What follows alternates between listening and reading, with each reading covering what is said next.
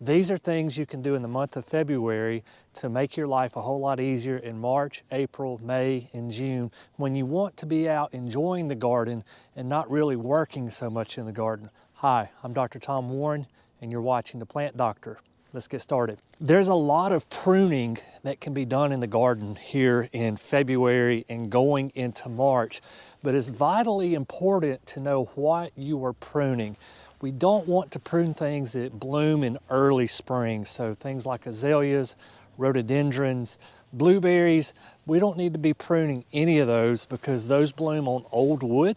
And so what happens is they set their flower buds the summer before they're going to bloom the next spring. So they have their flower buds on them now. So if we prune them now, they're not going to flower at all. Things that flower, say May, June, and into July, we can pretty much prune. Some of the exceptions might be like here in front of me. This is a oak leaf hydrangea. I wouldn't prune this until after it flowers. If you have limelight hydrangeas, you could go ahead and prune those now. Any of the panicle hydrangeas, you could go ahead and prune. Our native hydrangeas, like the oak leaf you see here in front of me, you want to hold off. If you don't know what you have, should I prune it now or should I wait? A good rule of thumb is just wait till it's done flowering. Right after it flowers, you can go in and prune, and you're going to be okay. You don't have to worry about, oh, am I going to cut my flowers off or anything like that if you just wait till then. There's two exceptions to the rule that I just gave you about pruning after a shrub flowers. If you need to renewal prune, for example, like these ligustrum here behind me, I really need to come in and renewal prune these. They've gotten leggy on the top. They're thin underneath. They need to be pruned back really hard. If you need to renewal prune anything, do that in February, because anywhere you cut, just below that cut, you're going to have 3 to 4 to 5 new buds emerge, and those will be new stems that come out on that plant, and you will have a nice full shrub come May into June. If you go ahead and do your renewal pruning now, you're going to have the best results here in about 60 to 90 days. The second exception to the rule is if you have trees that need to be pruned, now's the time to go ahead and start selectively pruning on your trees. What I'm looking for on my trees are any branches that are crossed. And so when branches cross each other, they begin to rub. They rub the bark off of each other when the wind blows. That exposes the cambium layer of the plant, and that's a place for bacteria and fungus to get into the plant and potentially harm or even kill our plant. So I'll go through my trees. I'll look for any dead wood. I'll cut the dead wood out. I'll look for any places that branches are crossing, and we'll go ahead and select the dominant branch, save it. The branch that is not as big or is not as pretty, we'll go ahead and remove that. If you have Sasanqua camellias, now is the time to start pruning those. Sasanqua camellias will bloom in November, December, into January, and they're pretty much finished blooming now. So you can look at your Sasanqua camellias. If you don't see any flowers on it, you can go ahead and start to prune them. I need to come in here, and all you want to do is just these leggy branches, just come in with a set of hand pruners and just take that down a little bit, and you're going to be good to go. Your Camellia japonica, the Japanese camellias, they bloom later. They start in December, they bloom into January, February, even into March. We do not want to prune those yet. So here again, just remember the flowering rule. Once a shrub has flowered, it's safe to prune. If you have perennials in your garden, if you haven't already, you can go ahead and remove those. You can cut those back all the way down to the ground. So this is echinacea here. This is Pravaskia, Russian sage beside it. We have nothing but perennials, most of them native perennials here in this garden. And I'll leave them up over the winter. I used to cut them back as soon as we had the first frost, but starting about 2 years ago, I leave them up over the entire winter because I saw that the birds will eat the seeds off of them. And to me, birds are an important part of our landscape. I like plants that smell good. I like to hear the birds sing. I like to hear the fountain ripple with the water.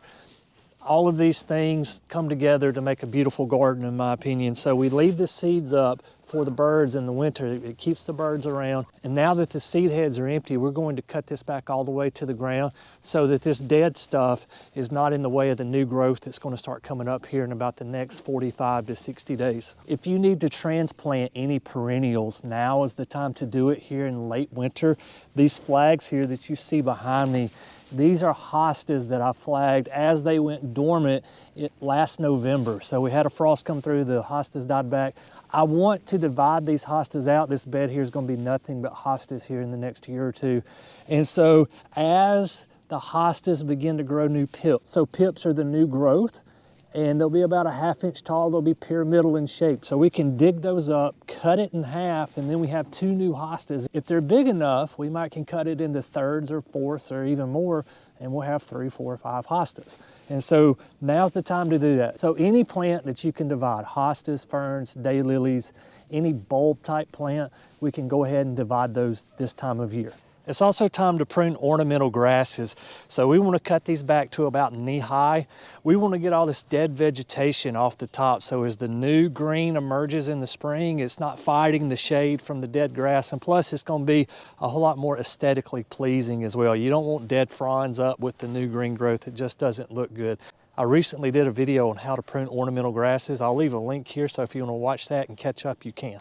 Perhaps the most important thing you can do as we enter late fall into early spring is to put down pre-emergence on your turf. I'm going to put down prodiamine on my turf in order to keep the weeds down. So this is zoysia grass here behind us. I'll put down prodiamine at about 1 ounce per 1,000 feet. You can also use pendimethalin, or if you have weeds that are going to be resistant to prodiamine or pendimethalin, you can use indaziflam as well, but indaziflam is extremely expensive. The trade name is Spectacle. If you want to look up Spectacle Flow and just look up how much a 16-ounce bottle of that costs, it's a little bit of a sticker shock. So prodiamine is relatively inexpensive. That's what we'll be using on this yard here. And it does an excellent job of keeping things like henbent and spurge and anything else that we're just going to pop up in spring to a minimal, if not complete control. If you're using organic fertilizers, now is the time to start implementing those into your flower beds. The reason being is it's going to take some time for those organic fertilizers to work. A lot of them work with the bacteria in the soil, and they're not going to be activated until the soil temperature gets up to around 60 degrees or so. So you can go ahead and put those down. If you're using synthetic fertilizers, hold off. We're going to hold off here in my yard till around April. I will put about 2 tablespoons of like a triple 10 or a triple 20 on my shrubs to give them just a little bit of feed. But I use very little fertilizer. What I do, I get the leaves from the yard and I put them in these beds here, and the decomposition process is actually providing year-round nutrients for my plants here, and it works out really well. What I will be doing in the month of February is coming through and putting a layer of pine straw over the top of these leaves just to spruce it up a little bit. All of the leaves are now down off of the trees, so I don't have to worry about putting down fresh pine straw and then the leaves falling on top and it not looking as pretty as it could. So normally in the month of February and March, I go around and I put my pine straw down on top of the leaves that fell over winter, and that's going to provide me with some nutrients for my plants. It's also going to aid with moisture retention in the soil. I've got a couple layers of leaves and pine straw built up on this over time, and when it rains or I hand water, that moisture is not going to evaporate back into the atmosphere. It's going to stay on the ground so the plants have an opportunity to absorb it. You shouldn't be watering too much in your garden in late winter or early spring. Our plants, the ones that go dormant, they don't need any water. Even our evergreens like this oak leaf holly here behind me, they're not going through a lot of water. If we get a warm streak of like 7 to 10 days where it's above 65 degrees, which can happen, you may have to come out and water a little bit, or you may want to go ahead and turn on your irrigation system. If you've had that irrigation system winterized throughout the winter, it may be time to turn that on. Where I'm most concerned about watering is things that are in containers. I have some pansies in some containers. I may start watering them once a week. I haven't watered them at all in the months of January and December, but as the days get longer and we start to warm up a little bit, I will be keeping an eye on those. We may have to water those once, maybe twice a week. If you're going to be starting plants from seed, especially early garden plants like broccoli, you can go ahead and start those indoors. Just this past week, my horticulture class at the college, we started some indoor stuff. We started some broccoli. We actually started some ornamentals as well. We started, I believe, some geraniums and some zinnias and a few other plants as well. So if you're going to start plants indoors, have that in a south-facing window or have a grow light. If you're growing things like peppers, you're going to need a heat mat because peppers need a lot of heat in order to germinate from their seeds. So if you have a heat mat, put a heat mat underneath your tray and then put that in a south-facing window, you should be good, or put it underneath a grow light. When we see Helleborus starting to bloom, that is our signal to get busy.